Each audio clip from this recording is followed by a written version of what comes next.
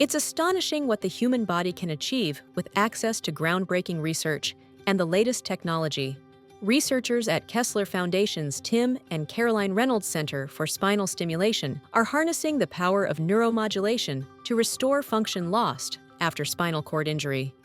By combining electrical stimulation of the spinal cord with task-specific training, people paralyzed by spinal cord injury are achieving remarkable gains. These achievements hold true even among people with the most severe injuries and those who have been living with spinal cord injury for many years. Losing the ability to walk is just one consequence of spinal cord injury. Loss of arm and hand function is also very debilitating. In addition, people with spinal cord injury often face unstable blood pressure, difficulty breathing and regulating temperature, loss of bladder and bowel control, impaired sexual function, and spasticity, the uncontrollable movement of muscles. These symptoms can dramatically diminish quality of life. Communication among the brain, the spinal cord, and the environment is essential for movement. After a spinal cord injury, this communication is disrupted. The brain does not receive important signals from the environment, like touch, pressure, body position, and weight on the legs when standing. This means that the signal for movement that usually comes from the brain is not only severely limited, but is also missing essential information about the environment. But here's the interesting part. The spinal cord isn't just a passive wiring system between the brain and body. It has its own networks that, with the right information, can control movement. It's more like a second brain that can learn, remember, make decisions, forget, and most importantly, relearn. Even after spinal cord injury, these networks continue to receive signals from the environment, but can't interpret them correctly because of the disrupted signal from the brain. This is where neuromodulation comes in. Electrical stimulation does not amplify signals from the brain, but instead engages spinal networks, the second brain. By sending electrical pulses to strategic parts of the spinal cord, these spinal networks are able to make better decisions, deciphering information from the environment and interpreting disrupted signals from the brain. With stimulation, the spinal networks can function more like they did before the injury, allowing for desired movement. Standing, stepping, and voluntary control of movement are only possible with the right delivery of stimulation, location, intensity, and frequency, combined with task-specific training. These sophisticated spinal networks also help regulate autonomic functions: blood pressure, breathing, bladder, and bowel. For people with spinal cord injury, when stimulation is delivered at sites specific to each function using different frequencies, these autonomic functions can be restored. There are two types of electrical stimulation: transcutaneous and epidural.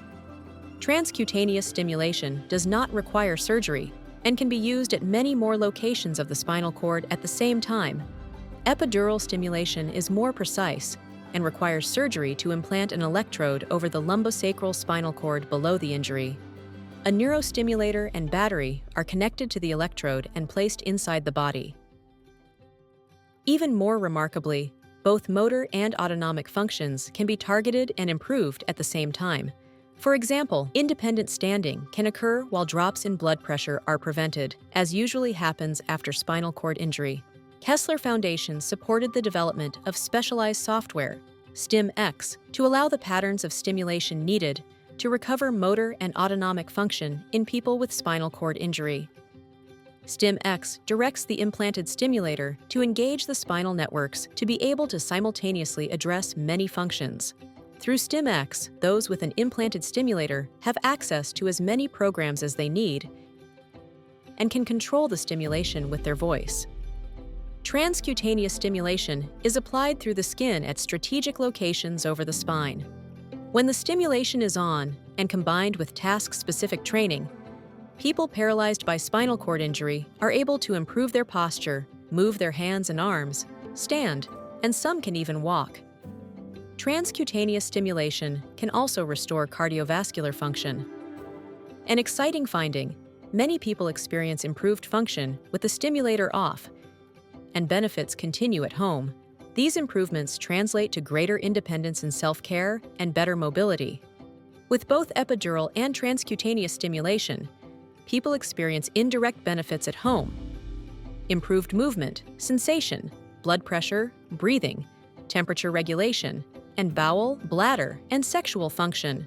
Kessler Foundation's Reynolds Center is among the first in the U.S. to study the effects of both transcutaneous and epidural spinal stimulation, leading global efforts to revolutionize the outlook for people with spinal cord injury.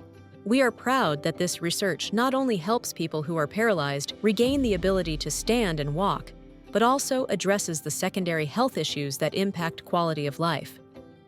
With the support of our donors, we are shifting medical paradigms and challenging the long-standing view that spinal cord injury is an incurable condition.